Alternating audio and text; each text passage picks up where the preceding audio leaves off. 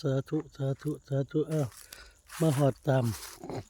สิ่งที่ได้เว้าได้กล่าวแล้วเนาะเอฟซีของต้นเงินต้นทองว่าสิมาบึงส่วน หาปูบึงส่วนเปิดโชคเปิดลาภ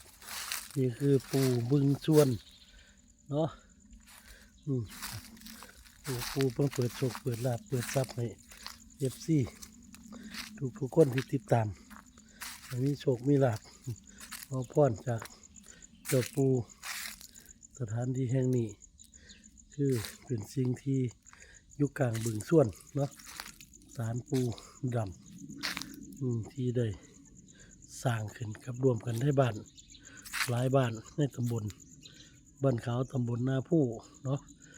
ได้ซอยกันเฮ็ดสร้างสถานที่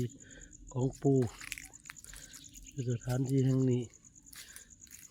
ที่ได้เฮ็ดมาถวายก็ดี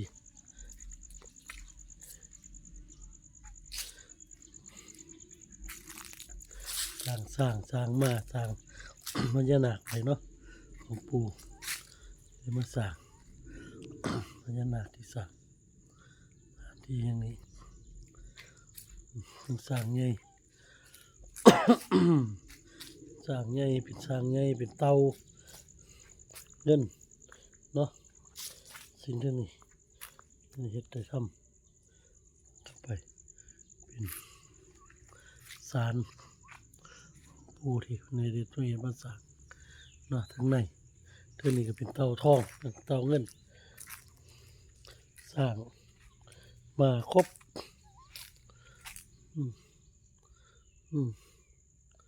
สร้างใหญ่อันนี้ก็มา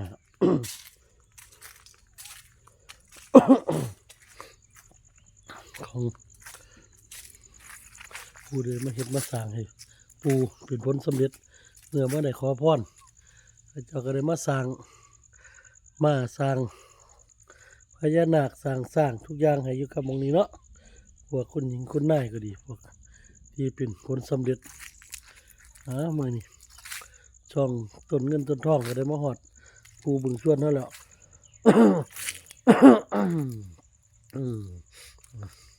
นี่พาเขาไปมองที่ปูประทับขอโชคขอลาบน้ำไว้น้ำปูไว้เป็นหมูประทับนี่พาเขาไปหาปูทั้งในเนาะ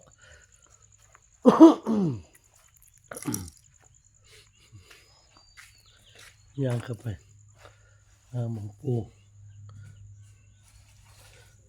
มีผ้าแดงกันข้างเขาผ้าแดงกันนี่หมองปูประทับในตำนานของปูอยู่ในสถานที่แห่งนี้ปูเคยซอยเธอหนึ่งที่อยู่กับบาทตั้งแต่เป็นวันในบวชเนาะเคยซื้อรถมอเตอร์ไซค์มาไว้ถูกจนขโมยน้อยลักรถปูก็ไปบอกเนาะอยู่บ้านปูก็ได้ไปบอกว่านี่คนพี่โจรขึ้นบ้านเด้อพากันตื่นไปทุบฝาเฮือนตื่นอยู่ตื่นขึ้นมาแล้วก็ยังครบเปิดภายในแป๊บหนึ่ง30 นาทีถือล่มควันเนาะถือโจรล่มควันก็เลยพากันรับไปทั้งหมดบ้านนอนอยู่ 4-5-6 คนพี่สาวก็นอนอยู่กับรถมอเตอร์ไซค์ที่ จอดอยู่ทั้งบ้านเขาก็เอาไปได้เนาะเลยว่ากำลังจุดโตโชคโตลาภขอน้ำป่วยเดี๋ยวนี้ก็ยังบ่เห็นโตจังสิได้โชคโตลาภก็คอยนี่ตะปูกำลังจุดอยู่พักจักน้อยสิให้ชม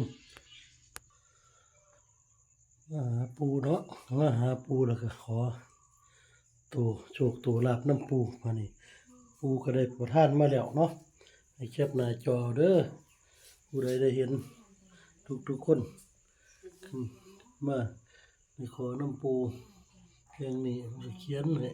เนาะเก็บหน้าจอไว้เด้ออ้าวเก็บหน้าจออ้าวขอน้ำปูส่วนมือนี่ก็ได้แล้วเนาะสิมักไปไสไปเอากับเขาวก่อนบ่หรือสิรอไปเอา16 มีนาทีเดียวก็อยู่ในนี่ล่ะที่ได้ขอน้ำปูฮะทุกคนก็ขอให้โชคลาภมีโชคมีลาภมีโชคมีหมันกันทุกคน สิ่งที่ดีทำดีๆก็จะได้เมื่อได้โชคได้ลาภเปลี่ยนเป็นได้เงินได้ปัจจัยได้เงินได้ทองมาแล้วก็สิมาซอยเฮ็ดคอยบำรุงของน้ำปูส่วนอยู่แห่งนี้เนาะทุกคนเนาะขอให้ทุกคนโชคดีโชคดีโชคดีสาธุสาธุสาธุ